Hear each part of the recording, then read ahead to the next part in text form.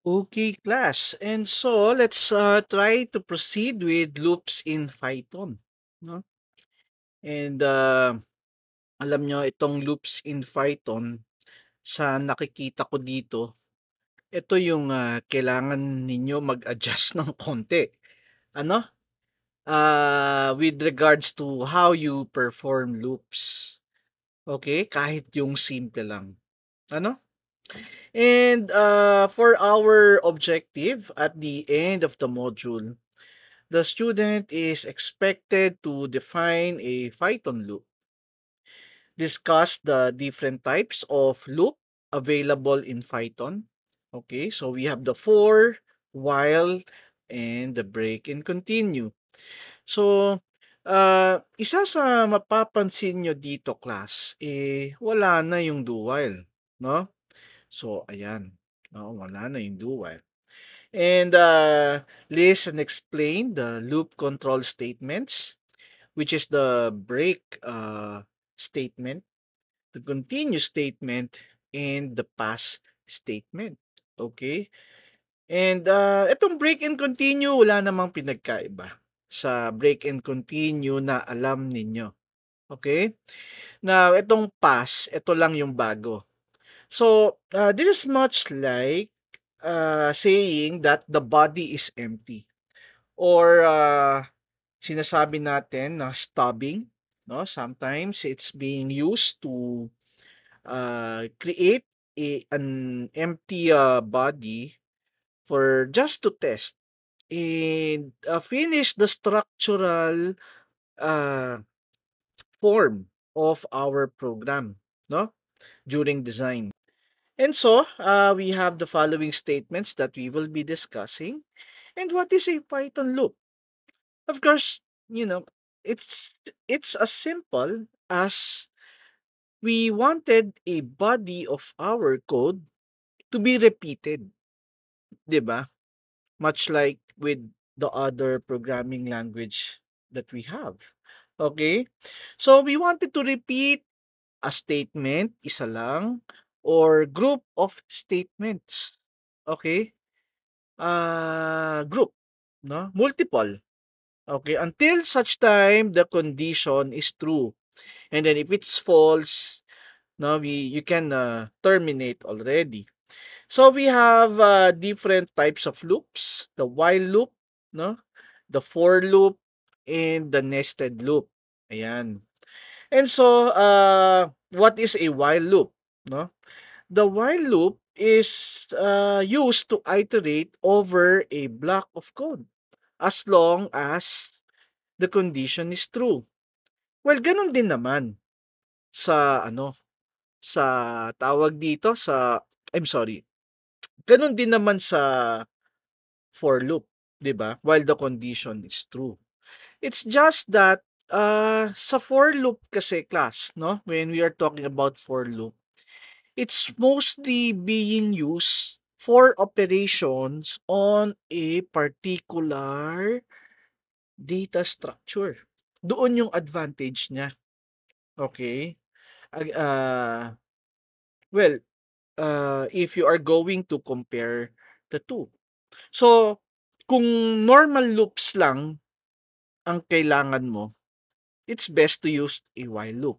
But if you needed a loop that will try to look at each of the elements na meron ka sa loob ng array mo, ganyan, or any primitive data structure na we would be studying in Python, it's best if you will be using a for loop. Okay? And what's the syntax for the flowchart or the syntax for the while loop? Well, much like the the if statement, yun lang naman, no? Yung colon. And the body of that particular loop, okay, should be tawag dito, should be indented, 'di ba? Kaya nga if you just needed a normal loop, then you could use, no? yung while na lang.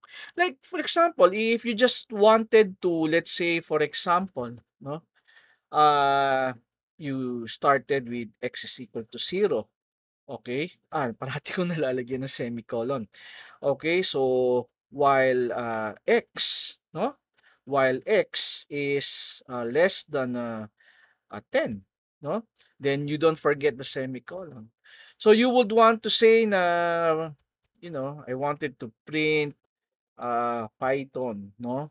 10 times because we started with 0. And then we have x plus equal to 1. Ayan. And that's it, no? So it will try to loop for 10 times from 0 to 9. And so if I'm be running the program, no, with this one, which is x plus equal to, kala ko hindi lumabas eh. Ayan, no? So we have Python, okay, which is 10 times that was printed before printing out end of the script. So let me just modify the settings of the editor para hindi sumasama sa, ayan, so active editor lang tayo. Apply, okay. So that I can control the zooming in and zooming out of our code. Ayan. Okay, so that's how we use the while loop, no, for that particular situation. And so, here is another example. Well, it just gets the sum of all of the numbers from 1, which is I, 1 to 10. Ayan. O, di ba?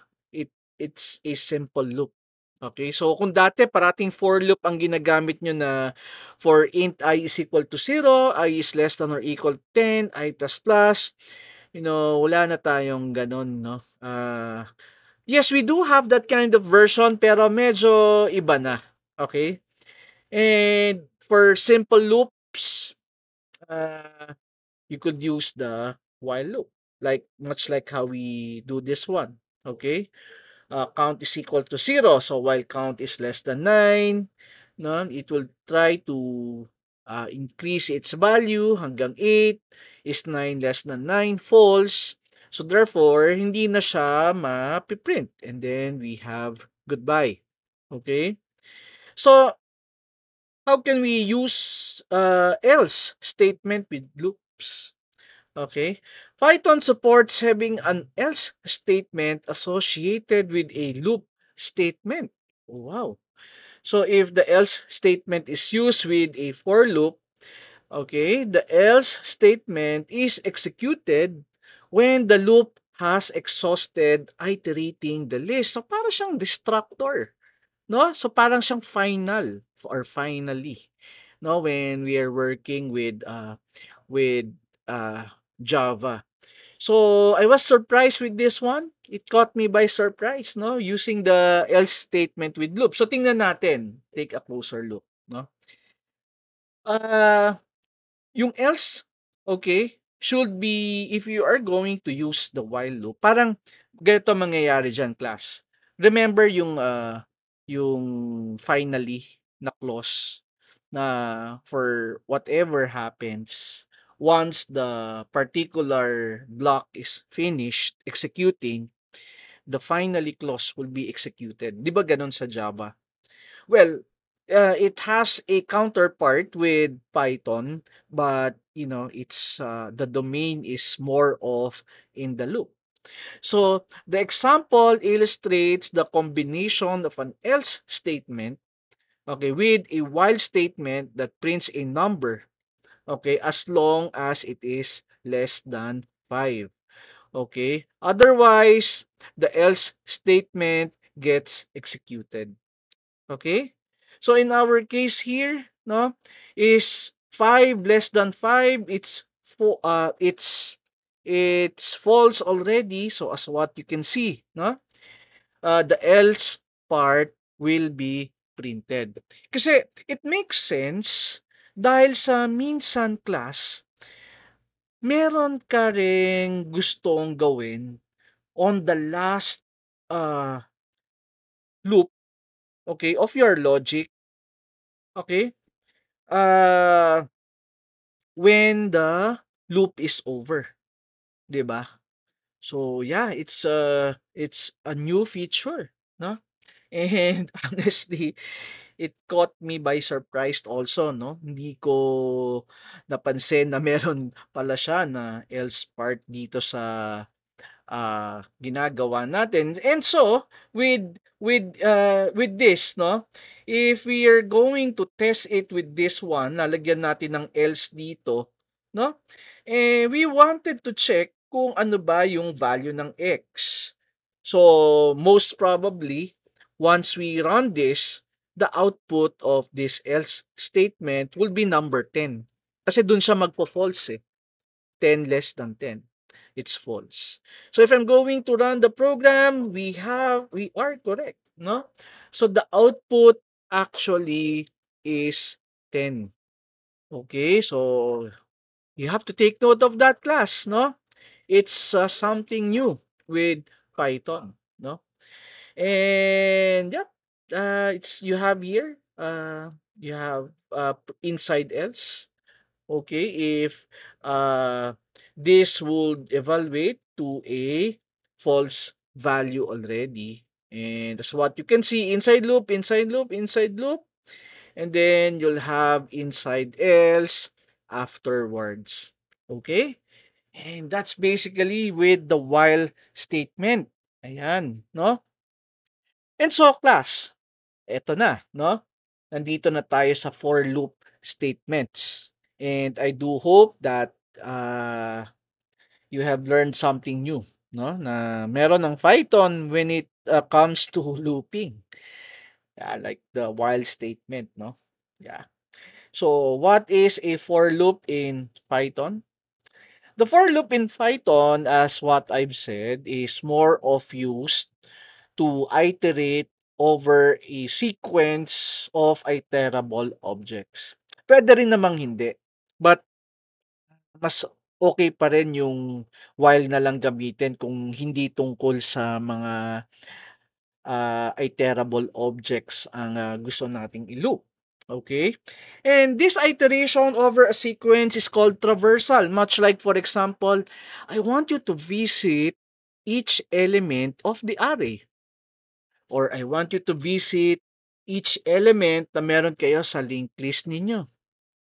Or iterate over a elements of stacks, queues, and etc. and etc. Okay? So, ayan. And, what's the syntax? Okay?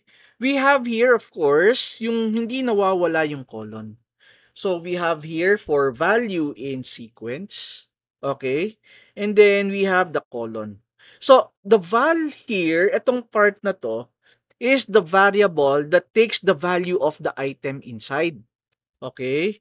So, for example, no, kung meron akong array class, okay, and yung array ko dito is, let's say, for example, ang laman niya is A, B, C, and D, yung val na sinasabi, for each loop, no, na sinasabi, eto yon yung val, yung A, yung B, yung C, yung D.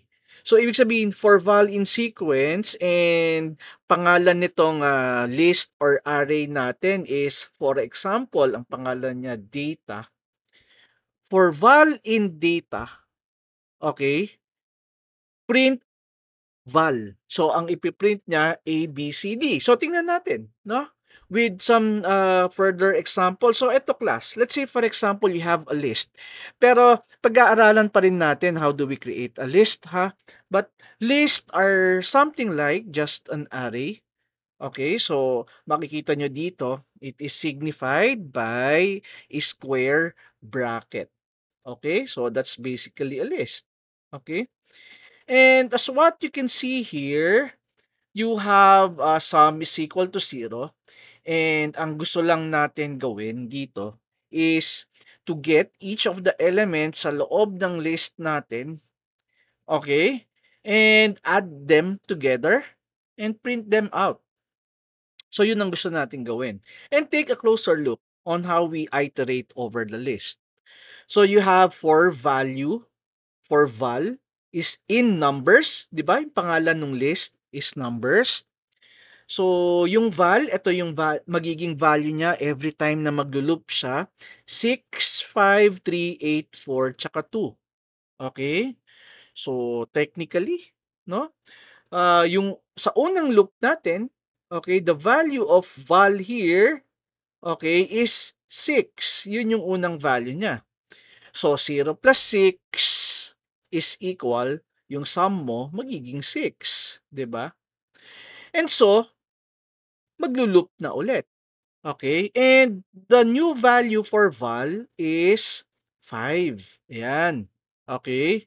So, since 6 na yung sum mo, plus val, which is technically 5, so 6 plus 5 is 11, no? And so on and so forth hanggang sa 3, 8, 4, 2, 5, 4, 11, and the sum would be 48.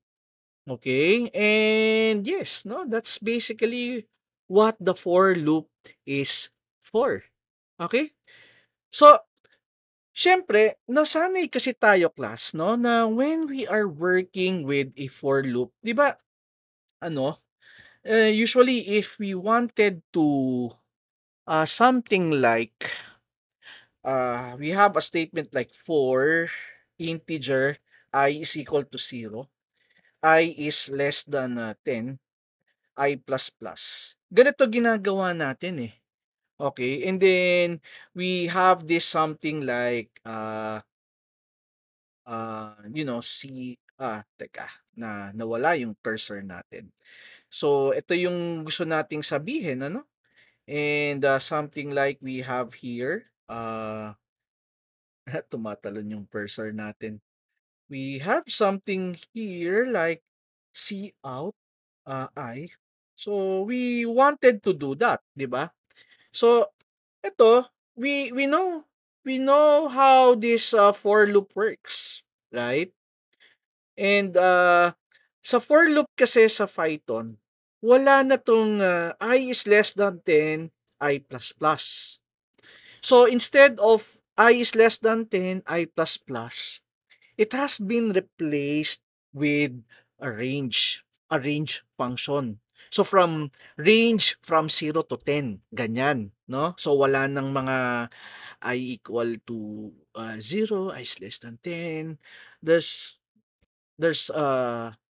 no such thing as that, no? Yung for loop na ganitong notation. And so, if you're going to look at this, the function range is actually not useful at all kung range lang ang function na gagamitin mo. Okay? Kunwari, tingnan nyo dito, no? I'll try to delete hindi yan, no? I'll try to delete this one. So look, no? If I'm going to just say range 10, okay? Actually, ang ibig sabihin nito, okay, is C++, no?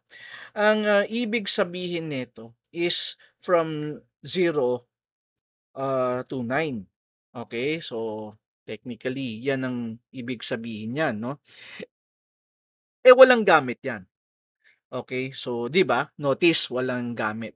It's because if you're going to take a closer look on range 10, o di sabihin natin i-print natin, no? Makikita nyo, sasabihin niya from 0 to 10. So, ibig sabihin niyan, 0 to 9. Okay, 0 to 9. And wala siyang gamit. Range 0, 10 ang output niya. It's because if you're going to determine the type of the return value of this basically range, no? It's an object, no? And so, it's a class, it's a range, it's a different type. And so, it has no particular use if, you know, you are to use it as is. Okay? Kaya that's why pinakita to, no? Now, you might want to use it as a range. Okay? So, list range 10. Or something like, if we are to have x equal to 0 here, no? Tapos, you wanted to something like x is less than 10. Okay? And you just wanted to print x, okay, on the screen. Let me run this one. Oops, I forgot something. And then you have x plus plus. Okay? And I'll be running, I'm sorry, x plus equal to 1. No, and I'll be running this one. You would see here yung 1 2 0 1 2 3 4 5 6 7 8 9, 'di ba? But in for loop, no, you cannot just use range 10. So what you can do here is that you as what you can see, you have to convert it into a list. You have to generate a list for that. Okay? So, sabihin natin for X, no? For val. That's the value. This is just an identifier, ha? Well, you could replace this with num, no? For num, no? In list, then range 10. Okay? So, take a closer look. Print num. Yan. And if I'm going to run this one, teka, let us try to put some division here para at least alam natin na yun na yung pangalawang output. And you would see here that it would print the same. 0, 1, 2, 3, 4, 5, 6, 7, 8, 9. O, ayan. So gagawan nyo siya ng list for you to emulate what we did for what do you call this? For the while statement that we have here. Okay? And that's basically what the tawag dito, what the uh, this example is saying. Like ito naman, no? Print list range 2 to 8. So, look, 2, 3, 4, 5, 6, 7. So, this is something like, meron ka dito na 4, integer I is equal to 2, I is less than 8, I plus plus. So, yan yung katumbas niya na, na notation if we are to somehow look at it using the Java and the C++ programming language. Ito naman, this is for 223. This is the step, no? Yung step. Okay? So you'll start with 2 plus 3 daw is 5 plus 3. It's 8 plus 3. It's 11, 14, and 17. So this is something like meron kang ganito. For integer I is equal to 2, okay? I is less than 20, I plus equal to 3. So, 'di ba? Makikita natin dito na ibang-iba na yung paggamit ng for loop natin against the normal for loop that we know in C++ and in Java. So, nakikita ko dito class, ito lang yung loop na you'll just have to, you know, adjust para masanay kayo, no? Using the loop in Python. Like, for example, this one. You have a genre na list of strings. Now you have pop, rock, and jazz. Okay, look. The len function here takes, it's a function, no? And it takes the length of your list genre, no? And you have the value of len genre here is 3. So this is something like 0, 1, and 2. So tingnan nyo kung paano siya print. I like at genre at index 0, I like pop. Index 1, rock. Index 2, jazz. O, di ba? No? It's using a for loop. But you can, if you will be using a while loop for this one, it will be different. But this is the simplest, no? This is the simplest way that you can use the for loop, 'di ba? So it's compact.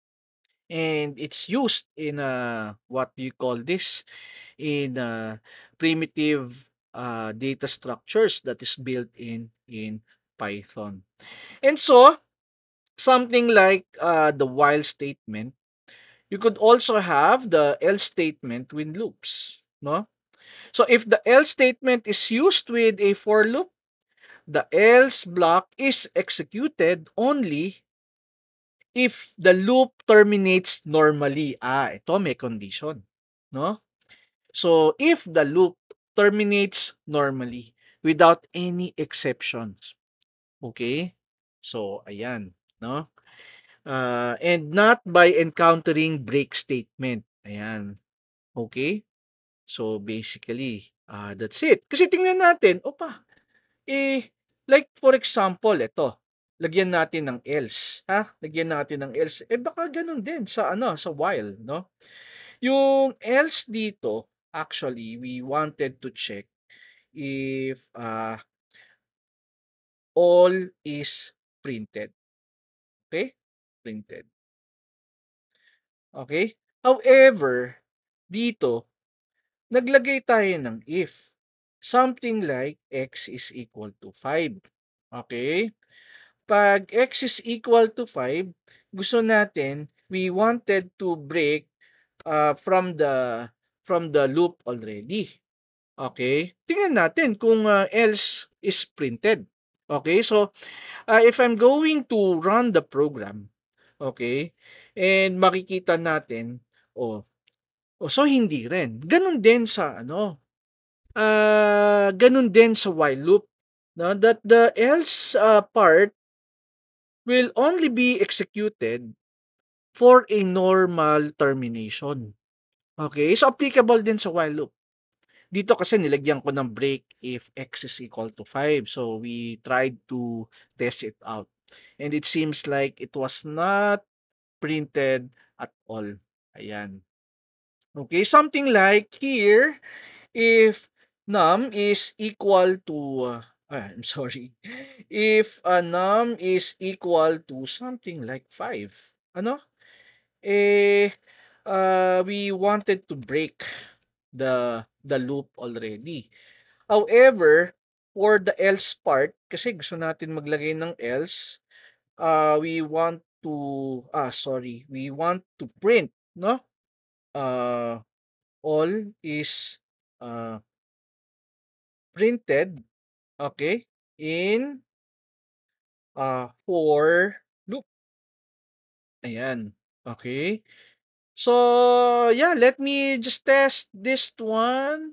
And so what you can see, all is printed in for loop was not printed. But kung tatanggalin natin and this will terminate gracefully, we have this all is printed in for loop. Ayan. So, that's basically what the else part is doing for our while and for loop statements. Ayan. So, there are some things also like other examples here, like you have a list of numbers. So, if you wanted to check if each of the elements is an even number by using the modulo, ano? And technically, what will happen here? Kung wala, simula pa lang, okay, the list contains an even number, it will break from the loop, no? And otherwise, kung wala naman, no, as what you can see, if it will terminate gracefully, the list does not contain an even number. Ayan. So, a for loop can have an optional else block as well. Okay. And let me repeat that the else part is executed if the items in the sequence used in the for loop exhaust or was terminated gracefully. Okay? So the break keyword can be used to stop a for loop, much like how we know it. Okay? Yung break natin sa C++ and Java. And let's take a closer look, no? On other examples, so we have 015, no items left for each of the elements were printed. Yan, ganyan siya. And we have here a map example naman. We have the key and value pair. Don't worry, pag-aaralan din natin yan. Ano? So the key here is, let's say for example, Joanne 19, Javen 55, Johan 77. So if I'll be retrieving Joanne, for example, the return value is 90 dito. Okay? So if I'll be retrieving Javen, okay, the return value particular to that index is 55. Okay? So ganun sa map class, ano, you have the key and value pair. Okay, so this is the key, parang database. Pag si Joanne, ang sinasabi ko 90. So ang value ni student, no? Or I'm sorry, yeah. If the value of student, no, for each student natin, okay, is Joanne, it would print 90, no? So something like that. Okay? Wala si Haji sa map natin, no? So, yeah. No entry with that name is actually found. And so, ganun din ang behavior when we have nested loops. Okay? So, the inner loop will be completed first, and then you'll have the outer loop. Much like sa for and the while expression natin. Now, you'll just have to be very careful dito, class, sa mga white spaces natin. So, dito, katulad nito, no? So, sa simula, range is 1. Actually, 1 to 10 ito. Kaya 11 yung dulo. Isipin nyo parate, pag sinabi nyong range, okay, it's, tawag dito, it's minus 1. Yun yung pinaka-end ninyo. Ngayon, kung titingnan nyo dito, class, no, since we will be using the value itself, you can just use range. Okay, without the tawag dito, the generation of a list. Okay? But using range itself, makikita natin there's no use to us. Pero ito, no?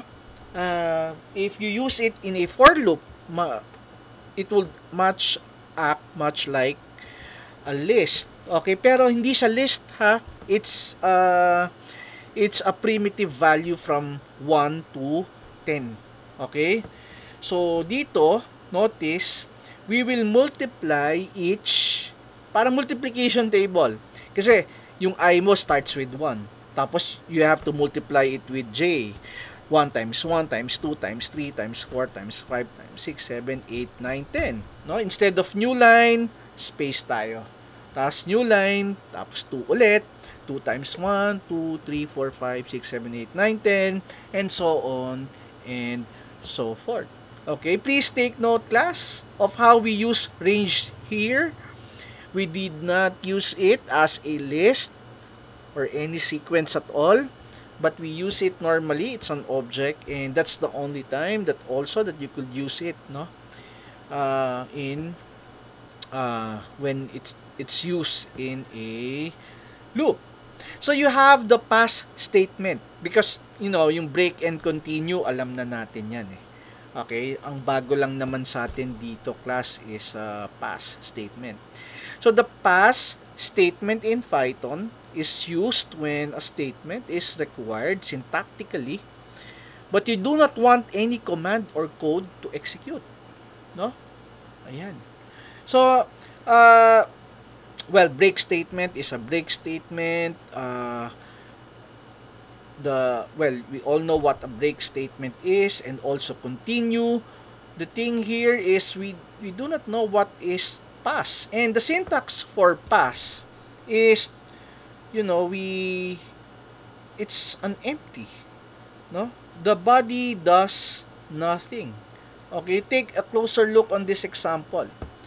Let's say for letter in Python, check niya each character doon sa string natin. Okay, it's a sequence 2. If letter is equal to H, notice pass. Okay? Wala siyang gagawin. And technically, it will just print this is a pass block kasi ito yung body ng if mo eh. Kaya take a closer look. Ayan, no? There's nothing. Wala. It's a pass block. After T, no? Walang nangyari. So if you're going to create a loop with no body or a function with no body, then pass, no? So ginagamit yan, let's say for example, one use case is, let's say, you just wanted to complete the structure. You don't know yet the logic that you will be placed there, but in case nagkaroon na, you'll just be replacing that statement pass. Basta ang importante, makompleto natin yung structure ng program natin. Yan, no? So, yun yung past. And version of yung continue naman, notice that I here will not be printed. Because the execution here, pag sinabing continue, edi nasa I na tayo kasi piniprint niya bawat character for val in string. Notice, pag na-encounter niya yung I, hindi na siya bababa. Automatic, it will iterate on the next na, which is letter N.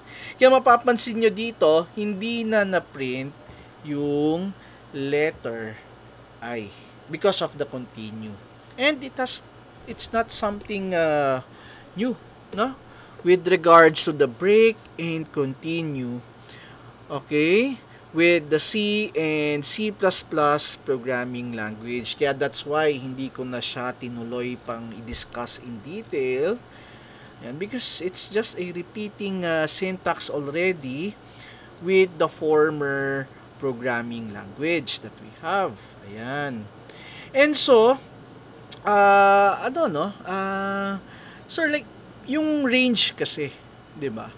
Yung range na ginagamit natin. Kasi iba-iba 'yan eh. Like kunwari, let's try to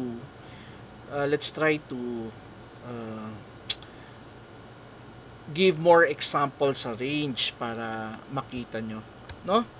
And itong part na to. Ayan, alam natin.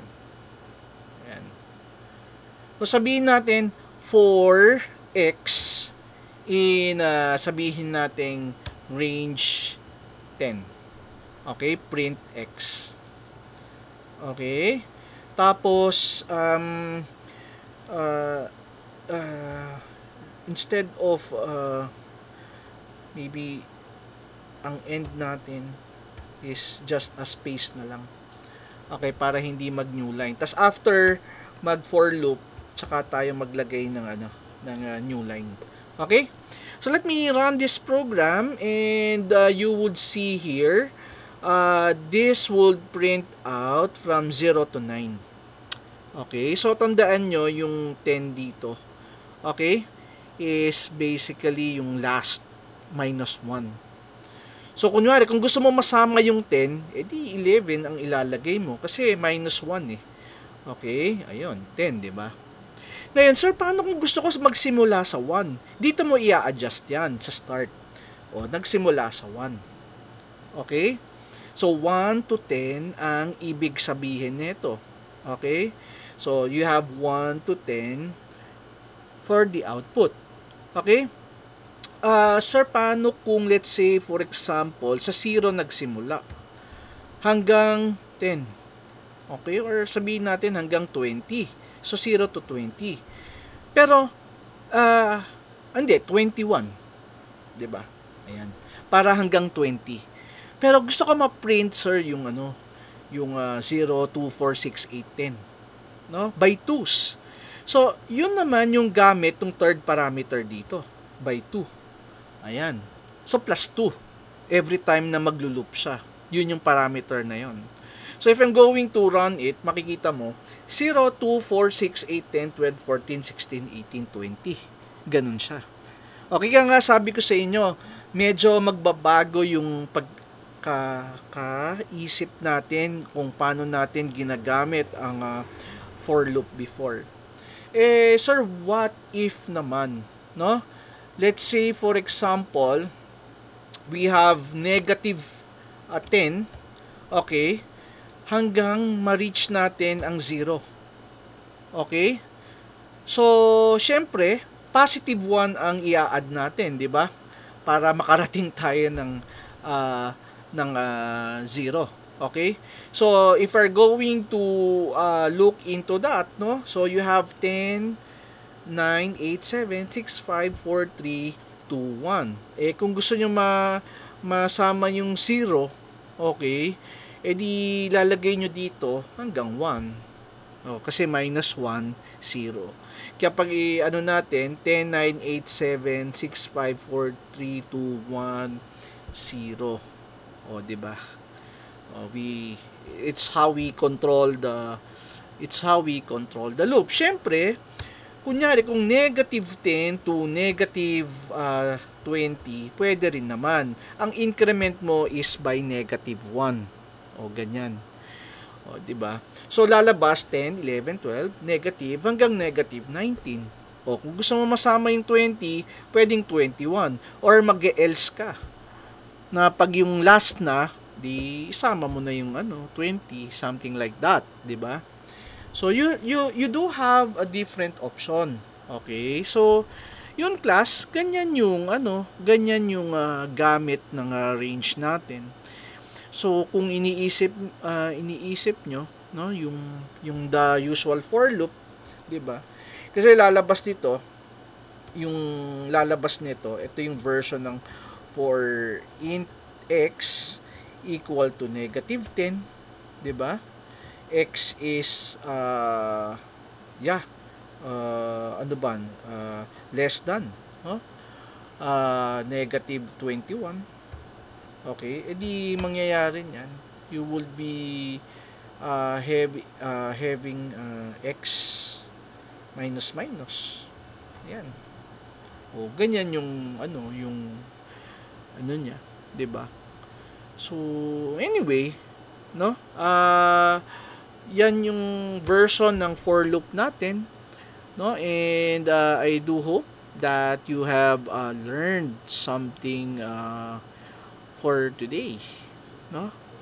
Which is basically about the for loop. Okay? So, I think that will be all for now and see you next lecture natin. Okay?